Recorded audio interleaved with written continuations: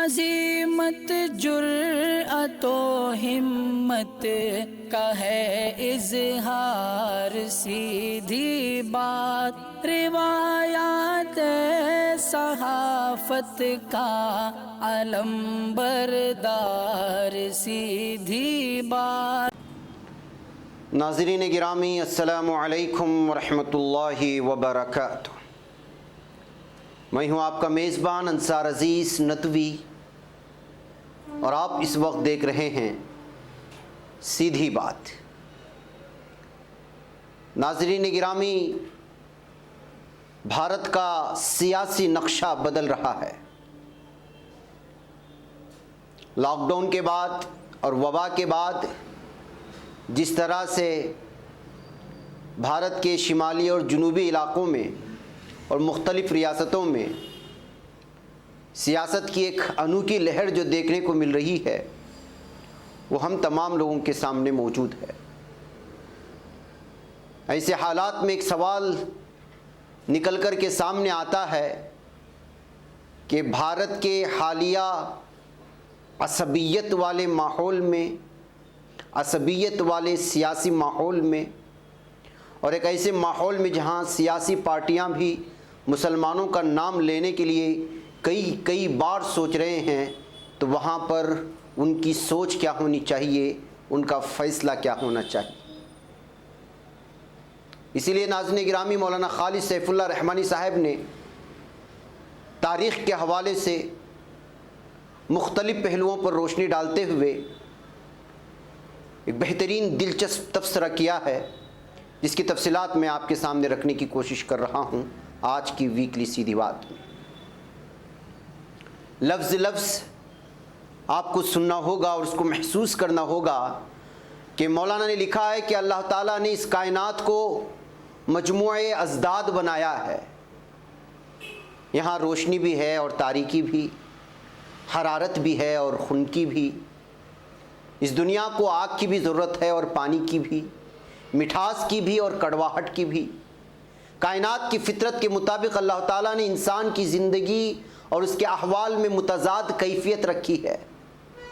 انسان خوش بھی ہوتا ہے اور غم سے دوچار بھی ہوتا ہے۔ یہی کیفیت اس کے دائرے تعلقات میں بھی ہے۔ اس کے دوست بھی ہوتے ہیں اور دشمن بھی۔ اگر محبت کرنے والے اسے گلے لگاتے ہیں تو کچھ نفرت کرنے والے اس کے جیب و گریباں سے کھیلنے پر تلے رہتے ہیں۔ اگر اس کو ان لوگوں سے سابقہ پیش آتا ہے جو عدل و انصاف کرنے والے ہیں، تو وہ ایسے لوگوں سے بھی دوچار ہوتا ہے جو اس پر ظلم و زیادتی کو روا رکھتے ہیں۔ انسان کو ان کے درمیان انتخاب سے کام لینا پڑتا ہے۔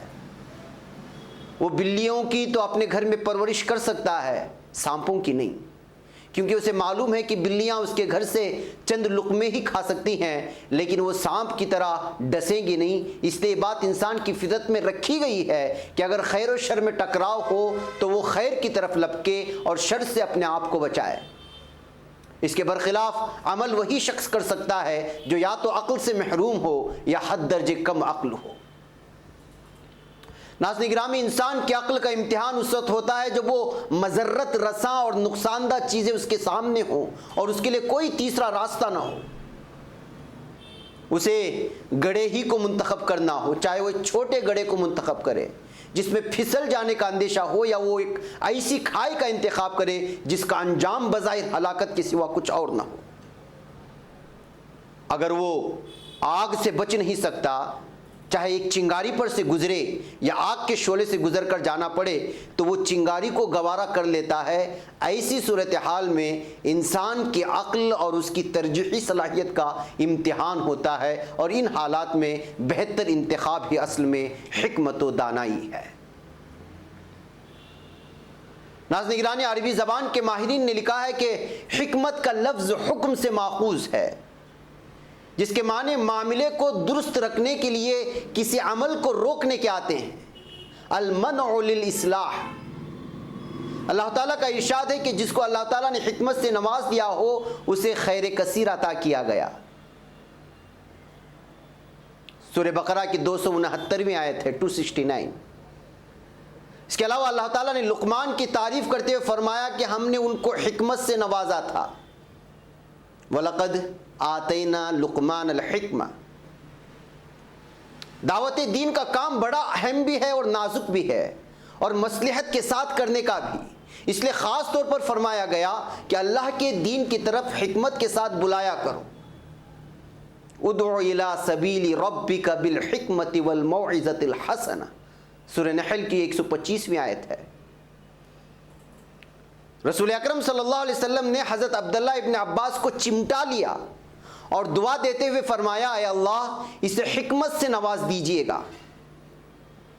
اللہم علمہ الحکمہ، ترمذی شریف کے حدیث نمبر 3824 ہے۔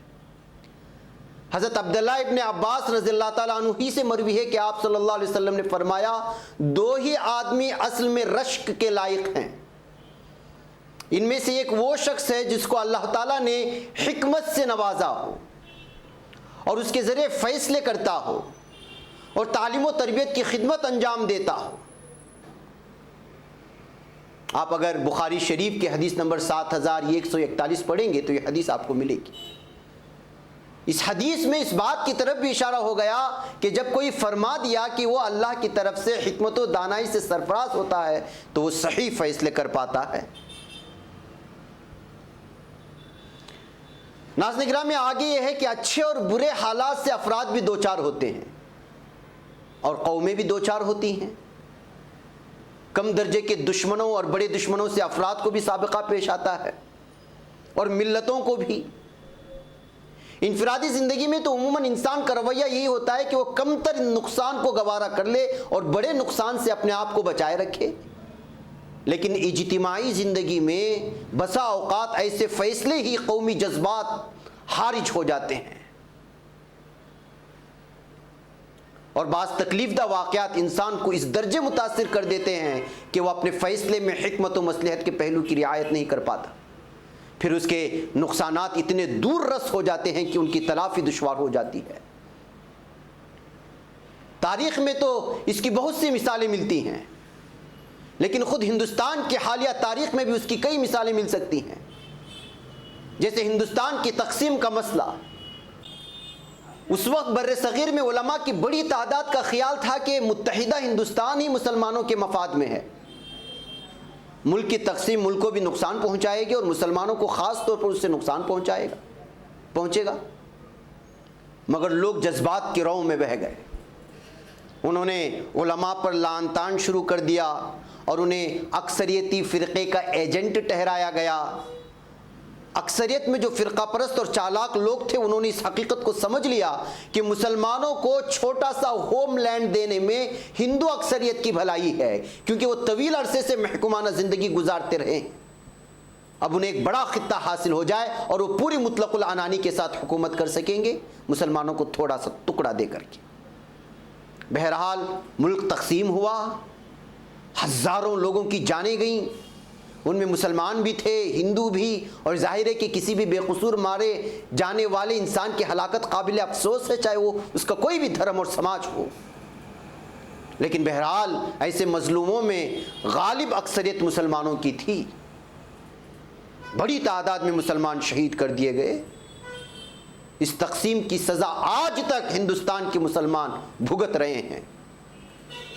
اس کے نتیجے میں جو ملک حاصل ہوا وہ ایسا کہ 25 ہی سال میں 2 ٹکڑے ہو گیا، اور جو کچھ بچا کچا حصہ موجود ہے وہ خود اندر سے ٹوٹ رہا ہے اور پوری دنیا میں بدنامی اور رسوائی کا عنوان بنا ہوا ہے۔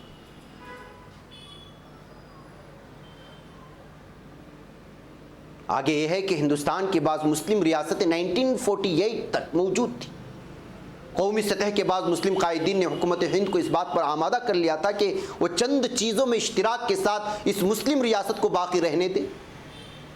ریاست کے حکمران بھی اس کے حق میں تھے، کیونکہ مستقبل کو اپنی آنکھوں سے دیکھ رہے تھے کہ ایک ایسا ملک جس کے پاس تربیت یافتہ فوج نہ ہو، ہتھیار کا ذخیرہ نہ ہو، دوست ملک سے رابطہ نہ ہو اور فضائیہ اور بحریہ نہ ہو، وہ بڑی طاقت کا مقابلہ نہیں کر سکتا۔ اس لیے انہوں نے صلح کا راستہ اختیار کرنے کو ترجیح دی تاکہ خون ریزی سے بچا جا سکے اور پرامن طریقے پر مسئلہ حل ہو جائے۔ لیکن کچھ جذباتی لوگوں نے قوم کو ورغلایا اور ایسے دعوے کرنے لگے جو ان کی طاقت سے باہر تھے، نتیجہ یہ ہوا کہ ملک بھی ختم ہوا اور بے شمار مسلمان مرد عورت بوڑھے بچے تہتیخ کر دیے گئے۔ ممکن ہے کہ اس طرح کے فیصلے پورے جذبہ خلوص کے ساتھ کیے گئے ہوں، لیکن یقیناً یہ حکمت و مصلحت اور تدبر کے تقاضوں کے خلاف تھے، اور اس کا جو نقصان ہونا تھا وہ ہو کر کے رہا۔ جی ہاں ناظرین گرامی، مجھے یہاں پر ایک مختصر سی بریک کی اجازت ہے۔ بریک کے اس بار پھر اور سے بہت سارے حقائق ہیں جو آپ کے سامنے رکھنا ہے۔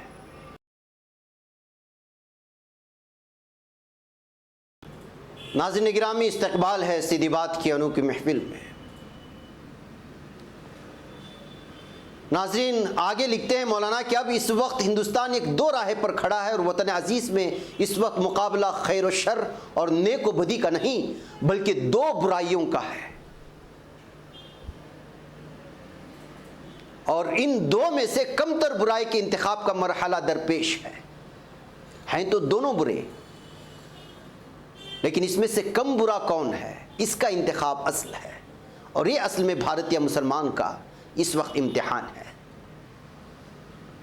ان حالات میں مسلمانوں کو گہرے تجزیے کے ساتھ کام کرنے، فہم و فراست کے ساتھ قدم آگے بڑھانے کی ضرورت ہے۔ مسلمانوں کو ایسی علاقائی اور قومی سیاسی جماعتوں سے معاہدے کی بنیاد پر معاملات طے کرنے چاہیے جن کو کم سے کم سیکولر ہونے کا دعویٰ تو ہو۔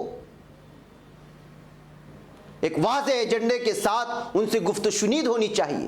یہ گفتگو خفیہ بھی ہو سکتی ہے۔ اگر ذرائع ابلاغ میں ایسی خبروں کا آنا نقصان دہ ہے اور اندیشہ ہو کہ فرقہ پرست طاقتیں اس کو بہانہ بنا کر برادران وطن کو اکسائیں گی اور اپنے ووٹ بینک کو بڑھانے کے لیے اس کا استعمال کریں گی، حکمت کا ایک پہلو یہ بھی ہے کہ فرقہ پرست طاقتوں کو تقویت پہنچانے کے دو طریقے ہو سکتے ہیں۔ ایک علانیہ طور پر ان کی تائید ہے، اور بدقسمتی سے بعض مسلمان قائدین مودی کی حمایت میں بیانات بھی دے رہے ہیں، جس کو بے ضمیری کے سوا اور کیا کہا جا سکتا ہے۔ دوسرا طریقہ یہ ہے کہ جہاں ایک فرقہ پرست پارٹی کا مقابلہ براہ راست کسی سیکولر پارٹی سے ہو، وہاں سیکولر پارٹی کی مخالفت میں مہم چلائی جائے۔ اس سے غیر محسوس طریقے پر فرقہ پرستوں کو تقویت حاصل ہوگی اور ان کا خواب شرمندہ تعبیر ہو جائے گا۔ ناظرین گرامی، ہمارے ملک میں کثیر جماعتی جمہوریت کا نظام رکھا گیا ہے۔ 20 سے 25 چھوٹی چھوٹی تنظیموں اور پارٹیوں کو اگر دیکھا جائے تو لگ بھگ 100 کے قریب پارٹیاں بنی ہوئی ہیں، اور ہر پارٹی اس بات کا دعویٰ کرتی ہے کہ سیکولر ہے۔ خود بی جے پی پارٹی اس بات کا دعویٰ کرتی ہے۔ یہ طریقہ عوام کے حق میں بہتر ہوتا ہے کیونکہ ان کو دو سے زیادہ اختیار حاصل ہوتا ہے، لیکن بدقسمتی سے اس وقت عملاً ہمارا ملک دو جماعتی طرز حکمرانی کی طرف جا رہا ہے۔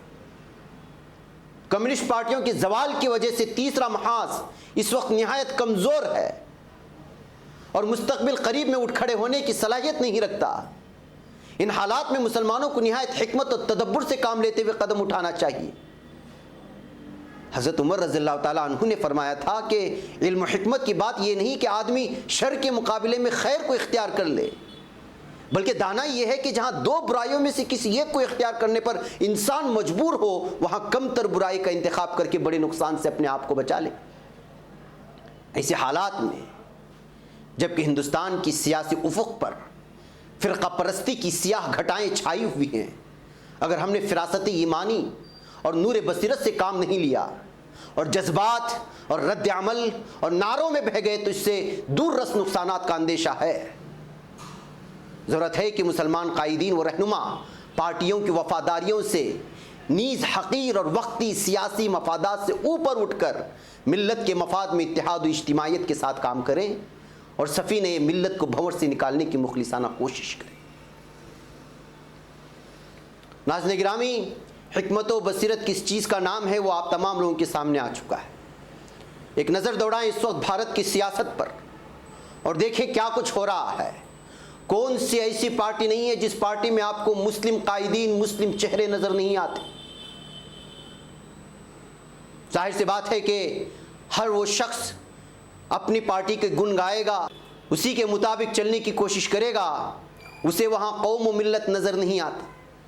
ایسے حالات میں کوئی آپ کو لمبی ٹوپی پہنے ہوئے یا لمبی داڑھی رکھے ہوئے جذباتی بیان کر کے اور آپ کو ورغلا کر کے ایک مخصوص پارٹی کی جانب کھینچنے کی کوشش کرے گا تو ظاہر سی بات ہے کہ اگر وہ ایک ہی پارٹی ہوگی تو تب اس کی جانب بڑھے گی۔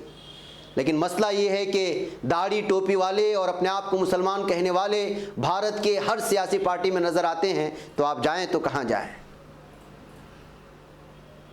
ایسے حالات میں ان لیڈران کو سمجھانے کی کوشش کرتے ہیں تو ہر کوئی اپنی دلیل پیش کرتا ہے اور دوسری پارٹی کو اپنے پارٹی سے کمتر، اس کے اصولوں کو اپنے پارٹی کے اصولوں سے کمتر، ان کے جو ہے جتنی بھی چیزیں ہو سکتی ہیں اس کو کمتر ثابت کرنے کی کوشش کرتا ہے۔ ایسے حالات میں میرے اور آپ کی بصیرت اور حکمت کا امتحان ہوتا ہے کہ ہم اختیار کریں تو کس کو کریں، اور اس حالات میں ڈبل امتحان ہوتا ہے علماء کرام کا، مسجد کے ائمہ کا، اور وہ لوگ جو لوگ مختلف تنظیموں سے جڑے ہوتے ہیں، وہ سماجی ہو یا فلاحی ہو یا کسی مدارس کے نام سے جڑے ہوئے تنظیمیں ہوتی ہیں، ان کا اصل امتحان ہوتا ہے کہ بھائی اختیار کریں تو کس کو کریں۔ ایسے میں ماضی میں جو ہو گیا سو ہو گیا، لیکن آنے والے دن بہت ہی کٹھنائیوں بھرے ہیں، بہت ہی چیلنج بھرے ہیں۔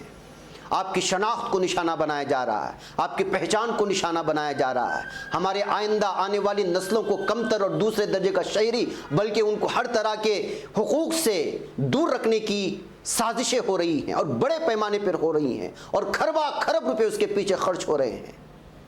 ایسے حالات میں بھی کیا آپ خواب غفلت سے جاگیں گے نہیں؟ ایسے حالات میں بھی کیا آپ حکمت و بصیرت کا دامن نہیں تھامیں گے؟ ایسے حالات میں بھی کیا آپ وہی فیصلے لیں گے جو ماضی میں لیے اور غلامی کرتے رہے؟ یہ اصل میں اہم ترین سوال ہے آج کے دور کا، جس کے ذریعے سے میں آپ کے دل و دماغ میں اس مضمون کے حوالے سے میں بٹھانا چاہتا ہوں، بلکہ اس سے پہلے مرتبہ کئی مرتبہ کہہ چکا ہوں۔ اگر آپ فیصلہ نہیں لے پا رہے ہیں تو کر کیا سکتے ہیں؟ خفیہ میٹنگیں۔ آپ کا انتخاب کس کو ہوگا اور من جملہ طور پر آپ کو کس کو اختیار کرنا ہوگا، اور باہر مارکیٹ میں آپ کس کی مارکیٹنگ کریں گے، یہ اصل چیز ہے، اور یہ ہونا چاہیے، اور اس کی تیاریاں ابھی سے ہونا چاہیے، اور اس کا مرکز اپنے مساجد، وہاں کے ذمہ داران کو بنانا چاہیے۔ مجھے یہاں پر اجازت۔ السلام علیکم ورحمۃ اللہ وبرکاتہ۔ پڑھنے کا تم نے بھی عجب انداز پایا ہے، رواداری کے جذبے نے بھی تم پہ ناز پایا ہے، اسی راہ میں محبت کا حسین اعزاز پایا ہے، تمہیں ہر انجمن میں ہم نے تو ممتاز پایا ہے، تمہیں سے ہے ترقی پر عزیز انصار، سیدھی بات عظیمت جرأت و ہمت کا ہے اظہار، سیدھی